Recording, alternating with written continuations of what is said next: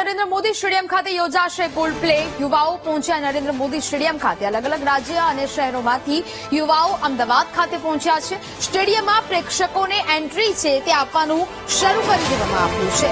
અમદાવાદમાં નરેન્દ્ર મોદી સ્ટેડિયમ ખાતે કોલ્ડપ્લેનું આયોજન છે તે કરવામાં આવી રહ્યું છે, જેને કારણે યુવાઓમાં થનગનાટ છે તે જોવા મળી રહ્યો છે. અને હાલ તો જુદા જુદા રાજ્યો અને શહેરોમાંથી યુવાઓ અમદાવાદ ખાતે પહોંચી રહ્યા છે. સ્ટેડિયમમાં 2 વાગ્યાથી એન્ટ્રીની શરૂઆત છે તે થઈ ચૂકી છે અને મોટી સંખ્યામાં ત્યાં પોલીસ બંદોબસ્ત પણ ગોઠવી દેવામાં આવ્યો છે. યુવાઓ નરેન્દ્ર મોદી સ્ટેડિયમ ખાતે પહોંચ્યા છે. મોટી સંખ્યામાં ત્યાં ભીડ પણ પ્રેક્ષકોની જોવા મળી રહી છે. અને સૌથી મોટો ઇન્ટરનેશનલ કોન્સર્ટ છે તેનું આયોજન અમદાવાદ ખાતે થયું છે ને જેમાં યુવાઓ પહોંચ્યા છે. અમદાવાદના નરેન્દ્ર મોદી સ્ટેડિયમની બહાર કોલ્ડપ્લેનો ફીવર જોવા મળી રહ્યો છે. દેશ વિદેશના લોકો આવ્યા છે, અનેક કન્ટ્રીના લોકો આવ્યા છે. તેમની સાથે પણ ખાસ વાતચીત કરીશું.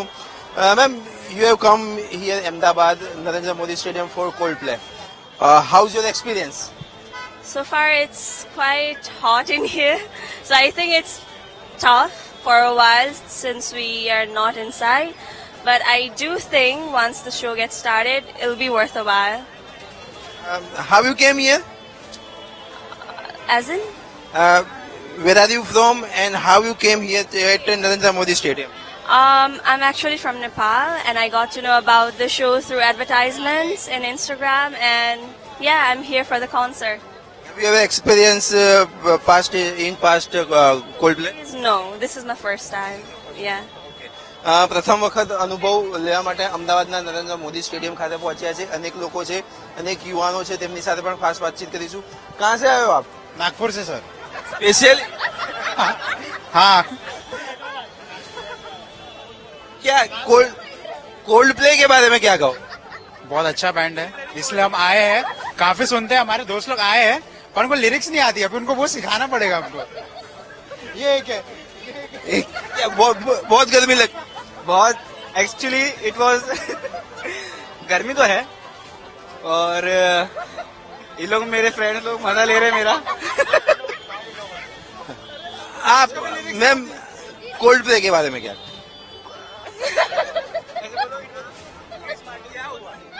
Sorry, Coldplay? हाँ जी, माहौल तो बढ़िया है. जिनके साथ में आई हूँ वो माहौल बनाने वाले अभी. क्या क्या? मुंबई में भी कोल्ड प्ले हुआ था, वहाँ पे गए थे आप? नहीं नहीं, मैं सिर्फ यहीं पे नरेंद्र मोदी. BJP support.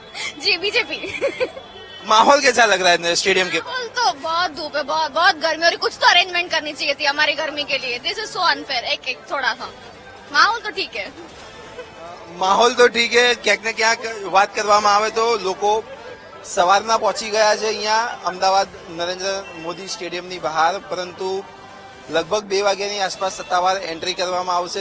અમદાવાદમાં 25 અને 26મી જાન્યુઆરીના રોજ નરેન્દ્ર મોદી સ્ટેડિયમ ખાતે કોલ્ડ પ્લે નો મ્યુઝિક કોન્સર્ટ થઈ રહ્યો છે. લોકો અલગ અલગ દેશ, અલગ અલગ રાજ્ય અને શહેરમાંથી આવ્યા છે. નરેન્દ્ર મોદી સ્ટેડિયમની બહાર બપોરથી જ લાંબી લાઈનો અને ભીડ જોવા મળી રહી છે. યુવાનો કોલ્ડ પ્લેમાં અત્યારે આવી પહોંચ્યા છે. બપોરે 2 કલાકની આસપાસ નરેન્દ્ર મોદી સ્ટેડિયમમાં સત્તાવાર રીતે પ્રવેશ મળશે. નેપાળથી અનેક યુવાનો આવ્યા છે, તેમની સાથે પણ વાતચીત કરીશું. आप कहाँ से आए हो और कोल्ड प्ले के बारे में क्या कहोगे? We are from Nepal. हम नेपाल से आए हैं. I'm a very big fan of Coldplay. I really wanted to see Coldplay from very small age, so I'm really excited. Is this your first experience or? Yeah, it's my first experience.